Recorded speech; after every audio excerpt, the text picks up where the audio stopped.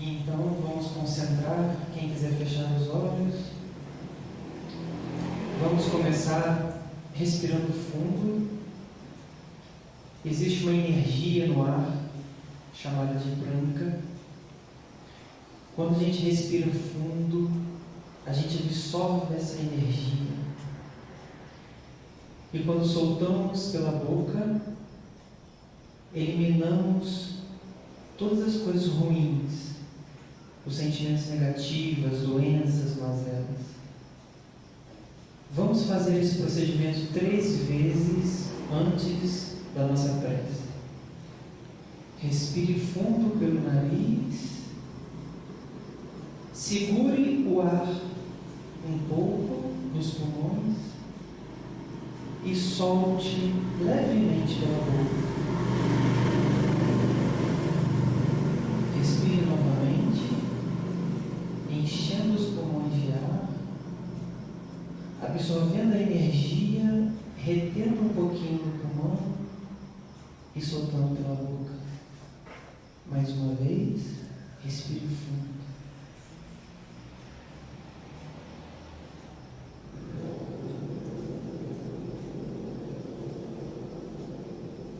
E solte. Vamos pensar em Jesus, na espiritualidade aqui presente, do mentor da casa, clamar pela presença do nosso anjo da guarda e agradecer. Obrigada, Pai, por mais um dia de estudo. Obrigada por mais um dia encarnada, por mais um dia de luta. Obrigada por conhecer a Sua palavra. Obrigada pela oportunidade de estarmos aqui reunidos em Seu nome, Senhor, em contato com a espiritualidade amiga, que tanto nos conforta, que tanto nos traz paz. Que os encarnados e desencarnados aqui presentes essa noite possamos aprender um pouquinho mais da Sua palavra, Senhor. Que possamos também utilizar esse conhecimento no nosso dia a dia, na nossa vida particular, em casa, no trabalho, na família.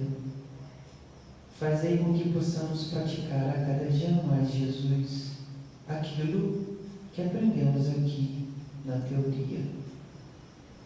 Abençoa-nos, Senhor, e esteja sempre conosco, hoje, agora e sempre. Assim seja.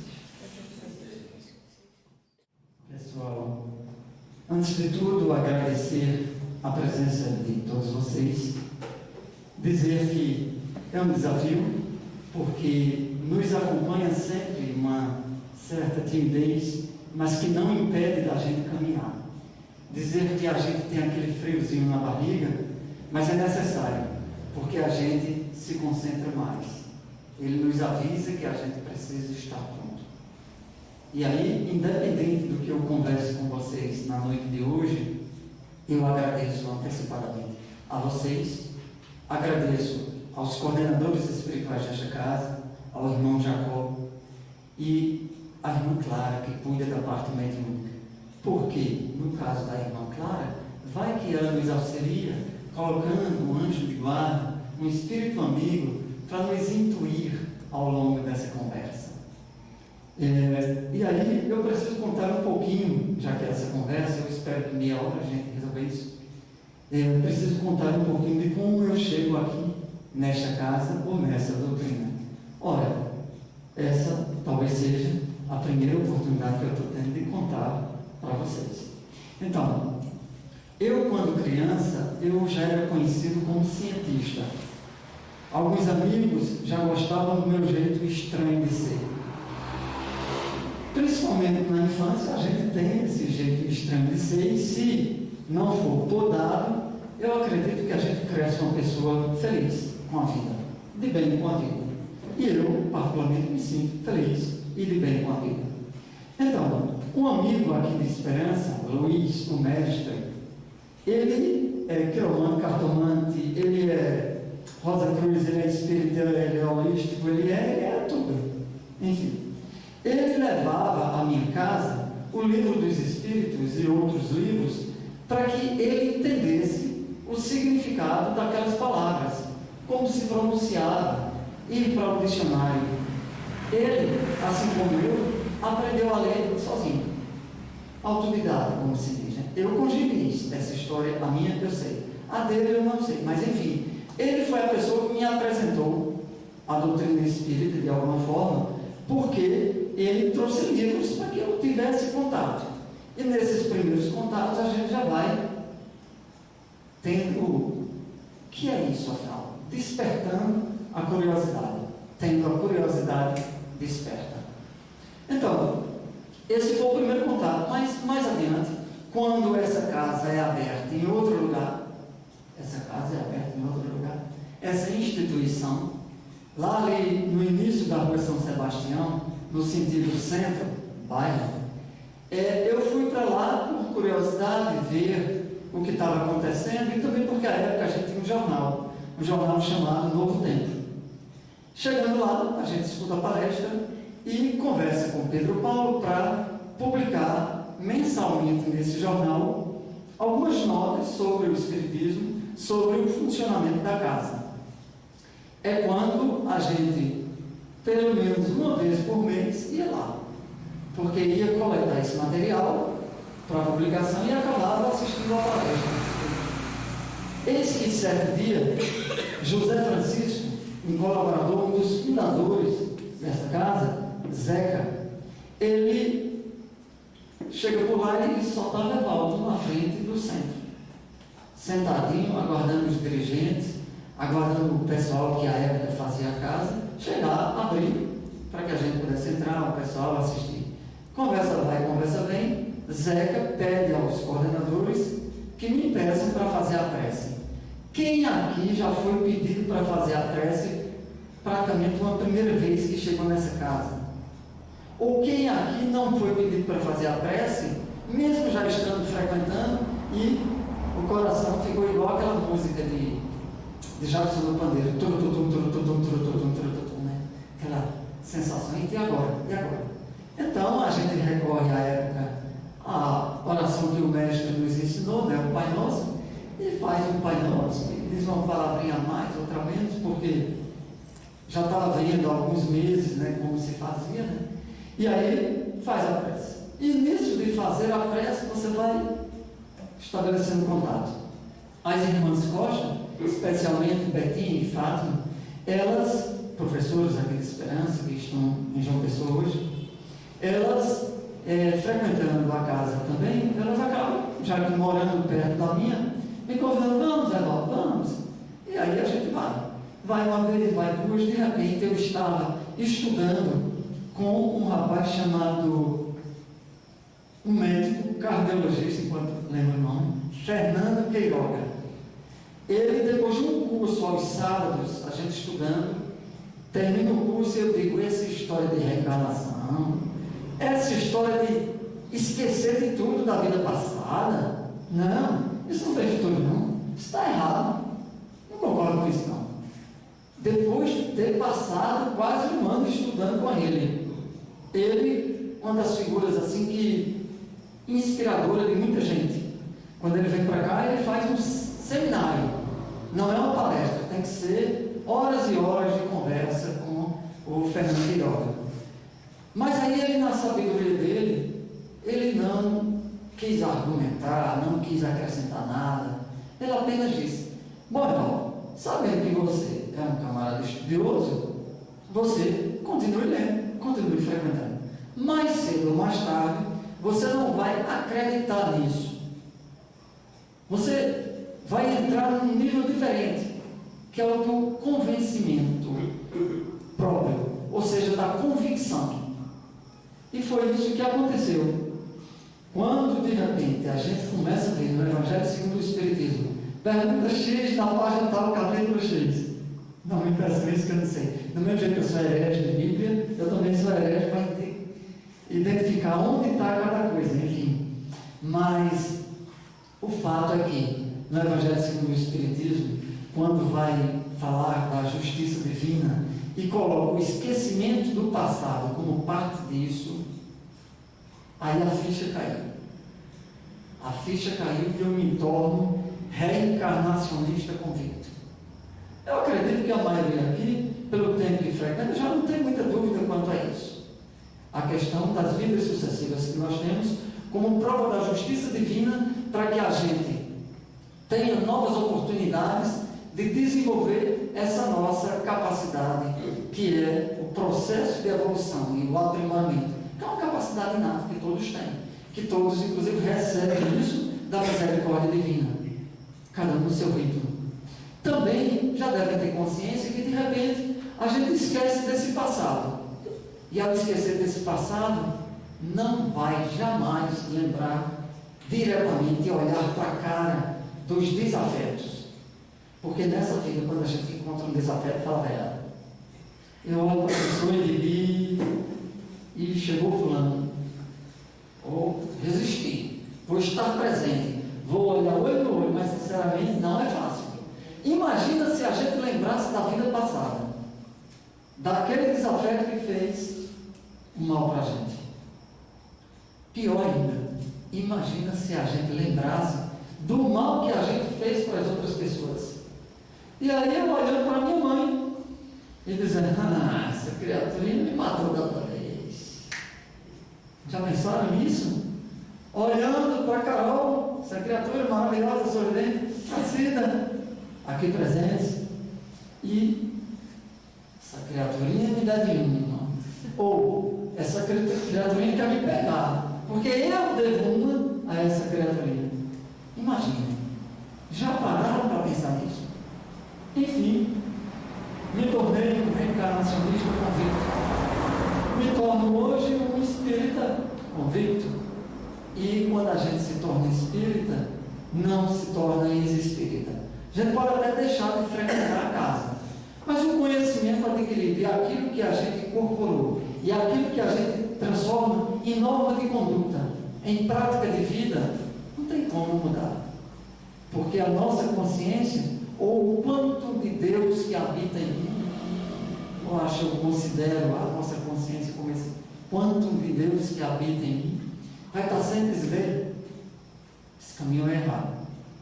E aí eu digo, pai, eu não vou por aqui não, eu vou por ali.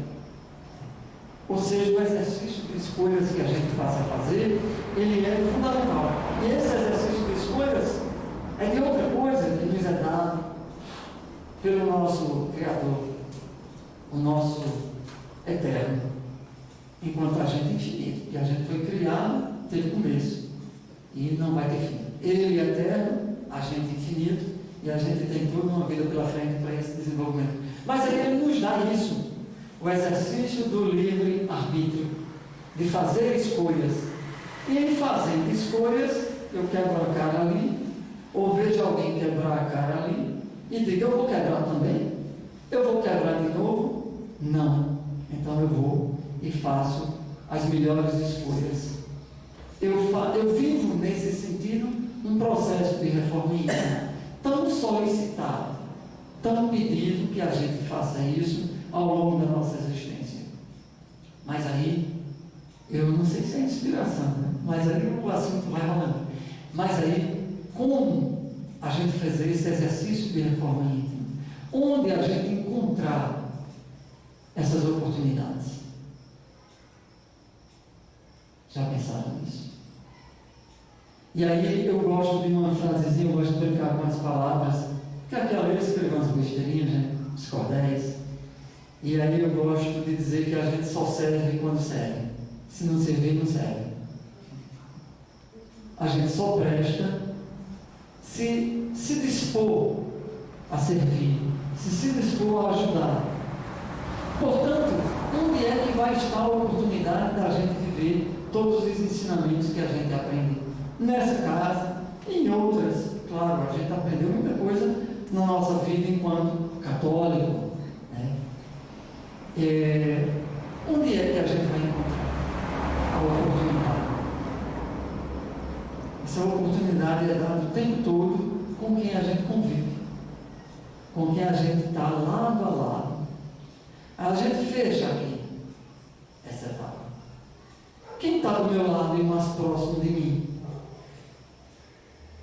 Meus pais, meus irmãos, meus tios, meus parentes, meus aderentes, o gato, o cachorro, o papagaio, habita comigo também.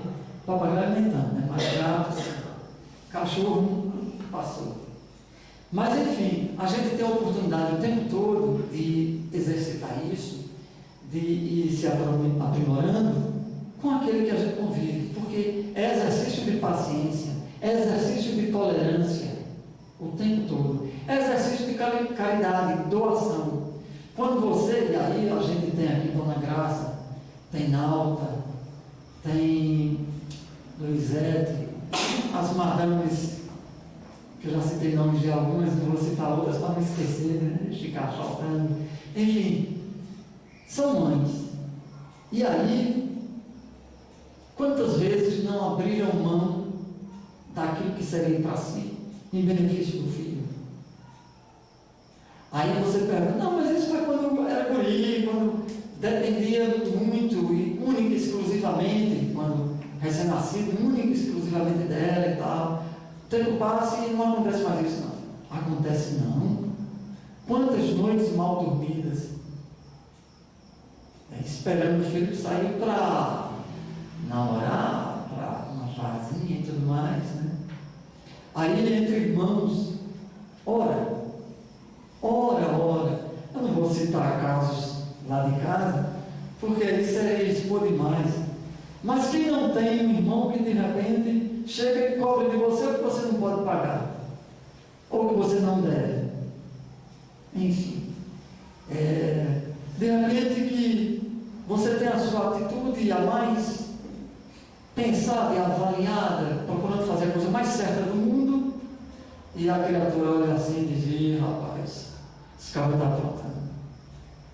Ora, eu não vou dizer, e já estou dizendo, que, como diz aquela canção bem antiga de Gilberto Gil, eu tiro o outro por mim. Quando almoço não janto, e quando janto é assim. E aí é aquela coisa, será que essa pessoa faria o que ele julga que eu faço? Será? Mas aí a gente dá a oportunidade de estar convivendo, e as oportunidades aparecem, e os acordos são feitos, e as coisas são colocadas a limpo. E se for preciso partir para uma voadeira, vez por outra, é bom. Eita! E quando eu digo isso, eu lembrando de um amigo nosso, de saudosa memória, que ele é uma inspiração para a gente, que é o nosso amigo Iordan, quando ele dizia que era preciso conflitar. Conflitar.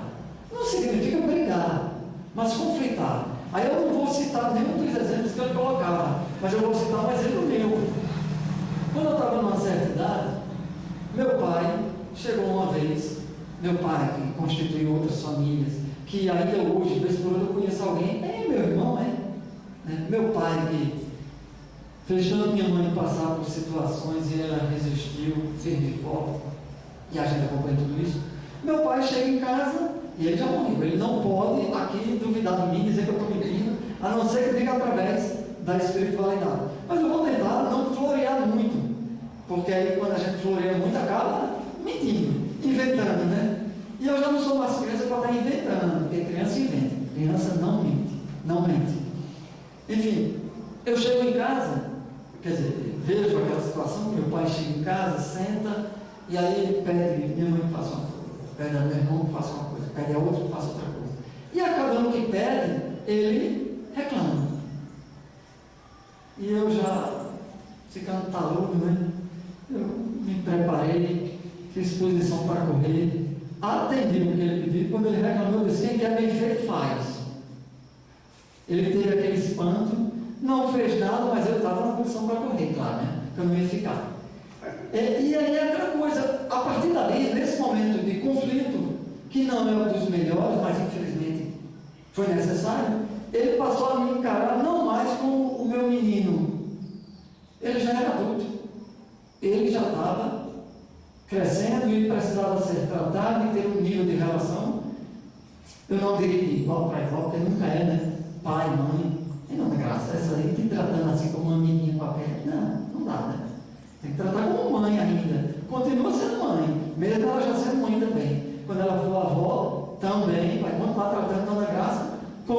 porque não vai deixar de ser, não é não? Enfim, aí, mas entenda que o nível não é mais aquela coisa do gurizinho que tem que mandar e que tem que aceitar tudo que papai ou mamãe diz, do jeito que papai ou mamãe está dizendo. Não, é outro nível, certo? Então, nessa situação, nessas relações familiares, nós temos as nossas maiores oportunidades.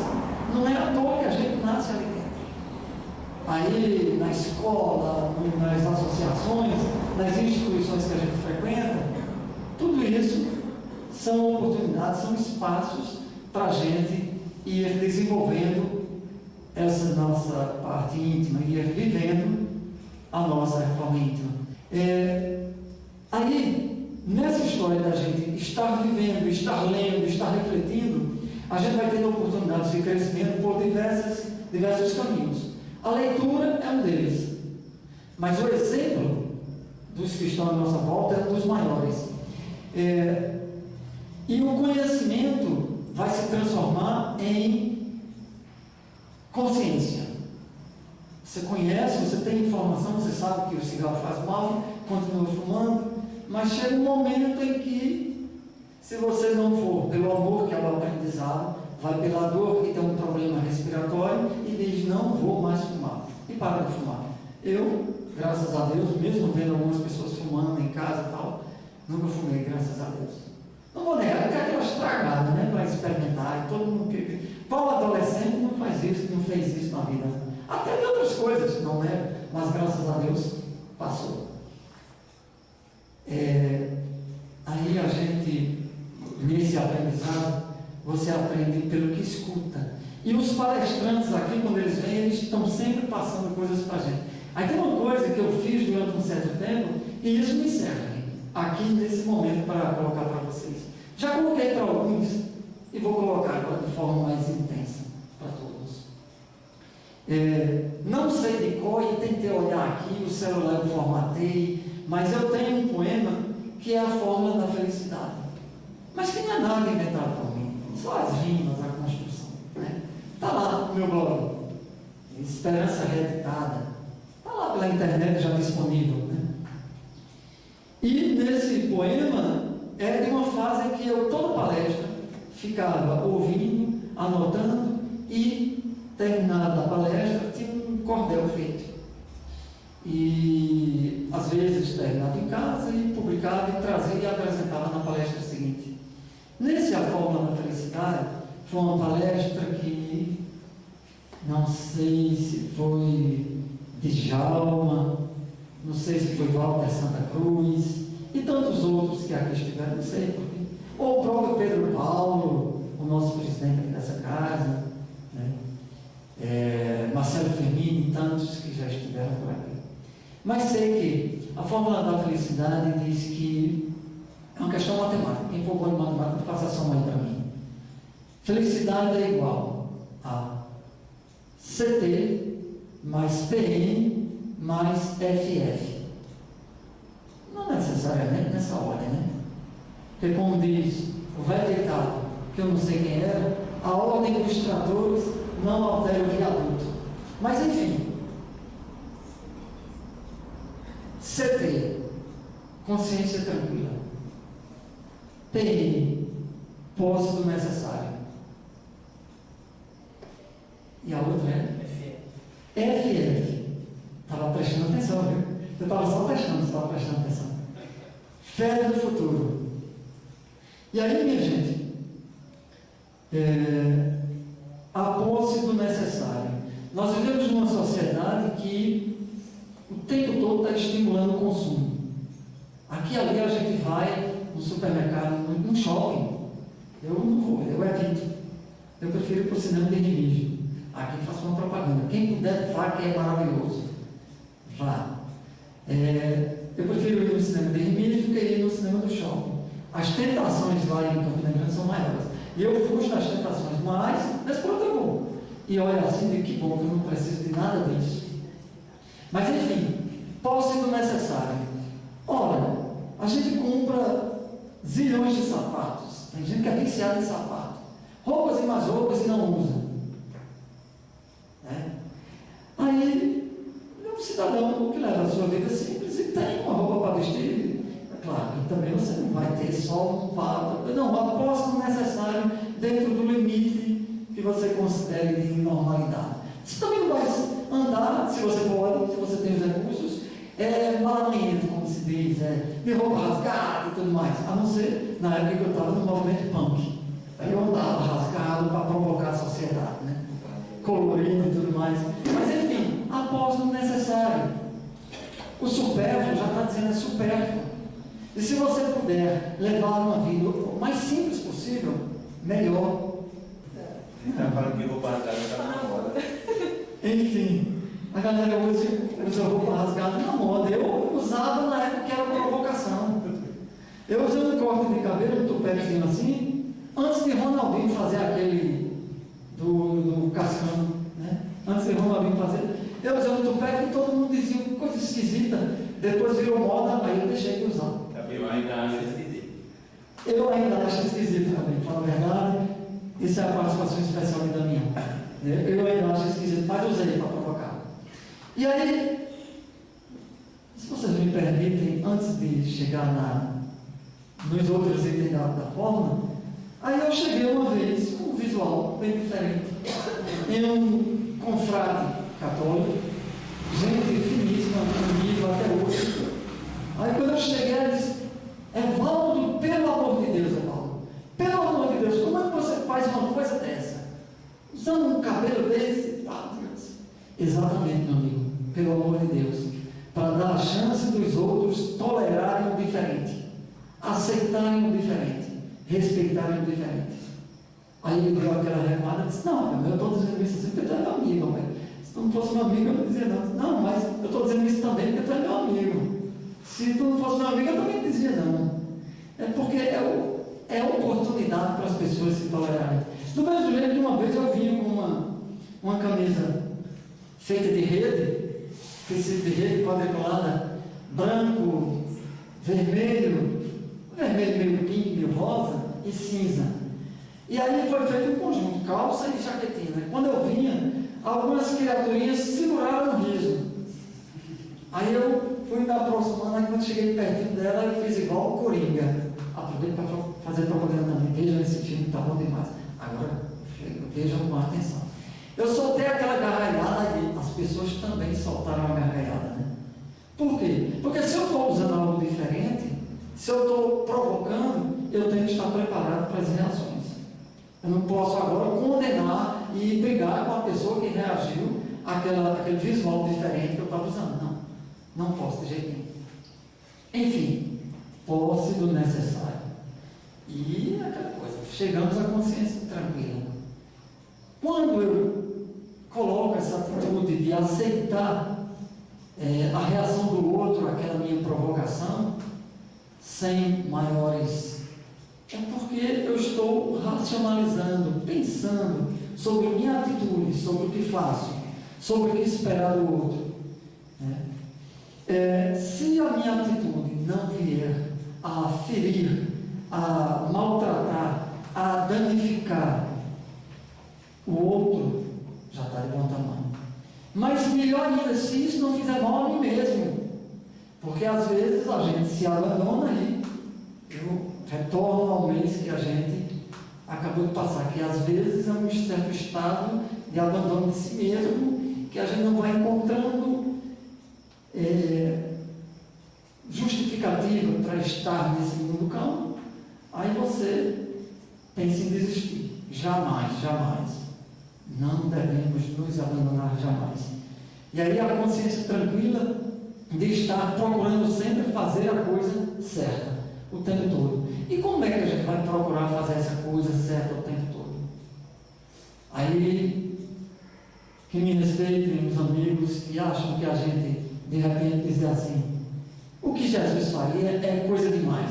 Eu digo: o que J. Cristo faria se estivesse no lugar? Não, então J. Cristo está muito longe, é um exemplo muito distante. Então, o que Chico Xavier faria se estivesse no meu lugar? Em todas as circunstâncias, qual seria a reação? O que Madre Teresa de Calcutá, Irmã Dulce e tantas outras pessoas, Gandhi, que foram exemplo e são exemplo para a humanidade em épocas distintas, O que essas pessoas fariam se estivessem no meu lugar? Né? O que fariam? Tendo essas referências e dizendo mais ou menos que a atitude não seria de revidar, não seria de dar a voadeira, que vez por outra a vontade da gente, né? Mas a gente se contém e diz, não, peraí, eu vou seguir aquele exemplo que J. Cristo ensina numa parte da Bíblia, que eu não sei onde, dá a outra face. Se alguém te dá um tapa à esquerda, que tu ofereça à direita. É a face direita. E isso não é necessariamente a face, mas é o diferente. Se alguém te trata mal, trata bem. Embora tenha aquele ditado que diga que água mole em pedra dura, tanto bate até que fura. Mas demora. Mas é preciso, por mais que demore.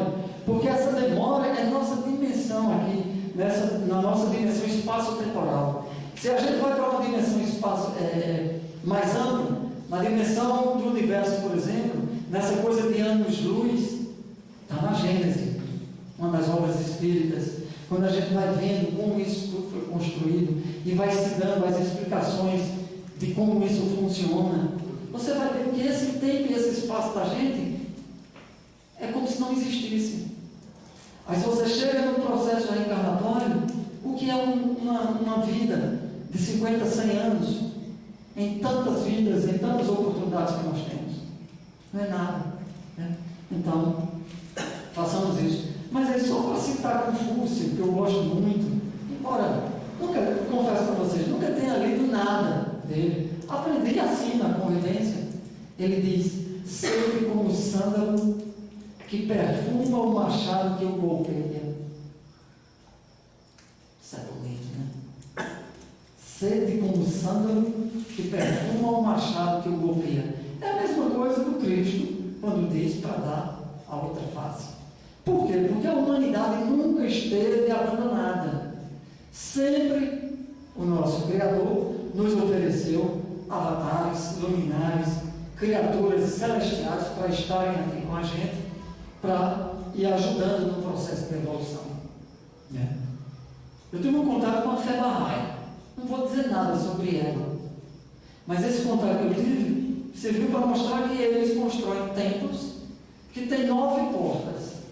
E uma das razões dessas 9 portas é para 9 grandes avatares que estiveram no mundo ao longo da existência humana, ao longo do processo de evolução, e que eles recebem os seguidores desses outros todos sem crise, sem problema. Né? Chegamos então à fé no futuro. Ora, a gente falava dessa coisa de a humanidade ter tido avatares ao longo de todo o processo de desenvolvimento dela e ao longo, especialmente, tanto do processo de desenvolvimento da Terra em si, enquanto planeta, como do processo de existência humana na Terra, desses seres inteligentes que somos nós, encarnados aqui na Terra. Então, se ao longo de uma história fala-se 4 bilhões, é isso, de idade que a Terra teria, 4 bilhões desse serviço era para acabar agora, sem ser mais isso? Essa coisa continua ad eterno. E se destruir tudo como a gente conhece aqui, certamente vai sobreexistir de outra forma. E nós queremos ou não estar nessa outra forma. A fé no futuro, o Evangelho segundo o Espiritismo, bem no seu início, descreve, por exemplo, o planeta de regeneração, que é a próxima etapa da Terra. A Terra, hoje, é de provas e expiações, já foi primitivo. Eu imagino que esse de provas e expiações que a Terra é, onde predomina o mal, mas o amor já existe, o bem já existe. O primitivo, certamente, só o amor divino que atuava para dar impulso, eu imagino. O próximo de regeneração vai predominar o amor. Ainda vai ter o mal, ainda vai ter o erro, o equívoco, um pouquinho vai ter, mas vai predominar o amor. Imagina vocês a gente viver nesse mundo futuro cerca de 300 anos. Eita, essa vida já está do jeito que está, a gente vivendo só 100. Imagina vivendo 300. Certo, só que nesse que predomina o amor, a gente não vai precisar de tanto alimento material, por exemplo. Nossos corpos serão mais leves, mais delgados, mais sutis. Nós talvez nem precisemos caminhar tanto. Talvez não, é o que se coloca. A gente vai ter uma certa possibilidade, a gente vai volitar. E essa palavra eu gosto de dizer logo, a gente vai voar.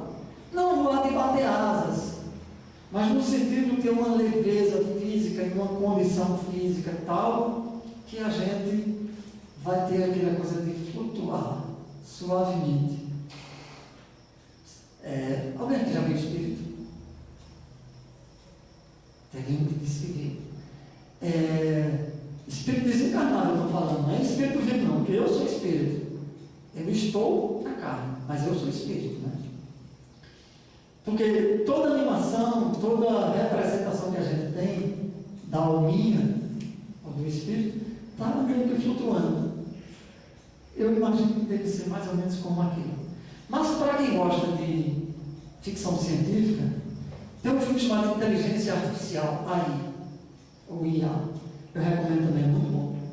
E os seres que vêm restabelecer, por assim dizer, uma existência de uma criança, máquina, criança, esses seres são longilíneos, aquelas coisas enormes, a forma bem sutil, delgada e meio que flutuam.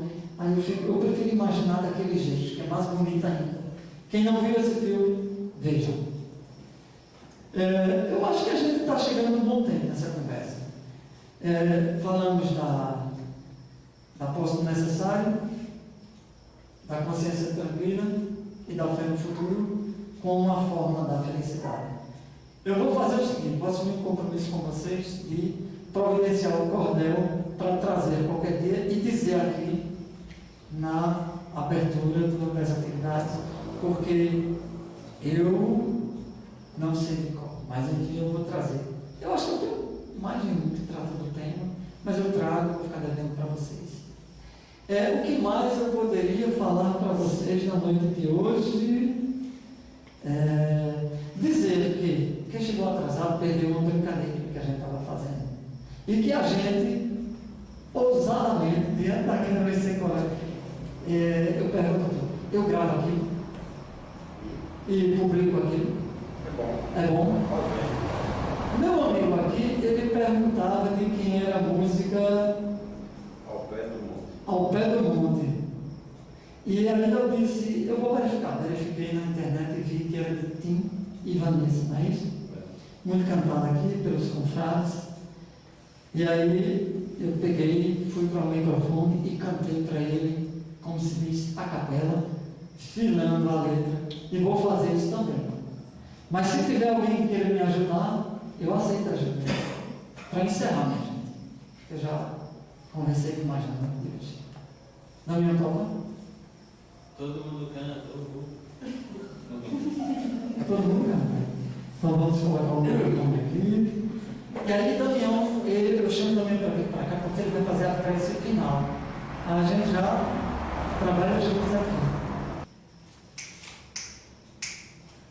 Um sentimento me ronda, não sei dizer, tudo é novo pra mim.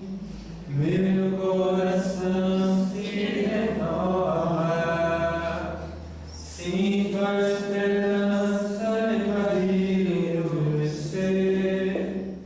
Quero ser manso, ser limpo, ser justo e pobre de espírito.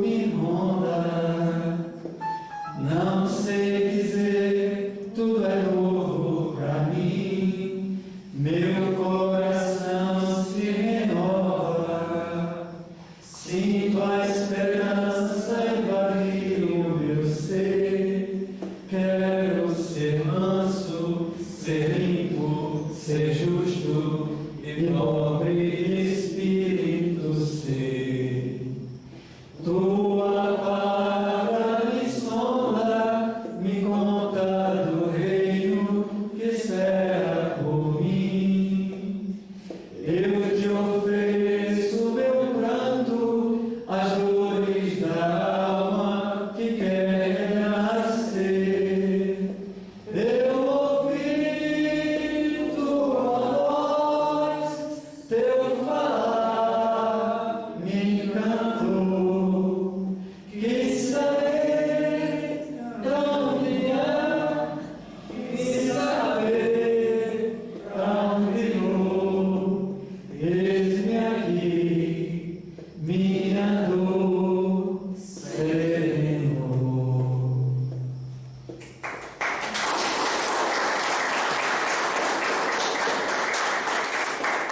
E assim, para encerrar a noite de hoje, eu convido Damião a fazer a prece final. Que após esse momento de descontração, possamos elevar o nosso pensamento a Deus em forma de gratidão. Gratidão por mais um dia, gratidão pela oportunidade de estarmos aqui e nesse momento pedimos aos nossos mentores espirituais que nos autorizem a nos dar permissão aos mentores espirituais e trabalhadores espirituais desta casa para que cuidem do nosso ser, nos equilibrando e nos harmonizando internamente, para que se reflita no nosso corpo físico.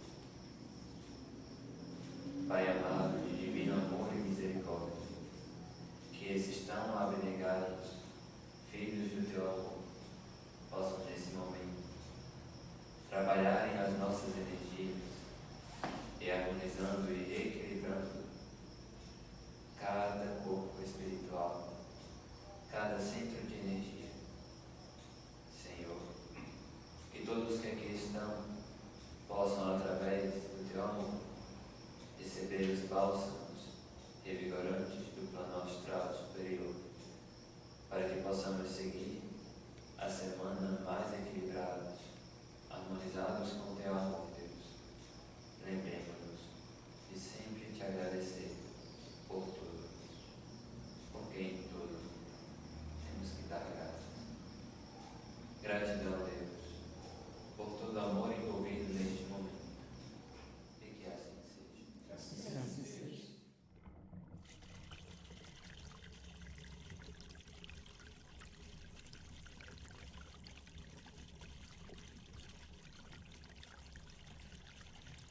Para você que assistiu a palestra até o final, não vai precisar seguir o link e encontrar o poema A Fórmula da Felicidade lá no meu blog.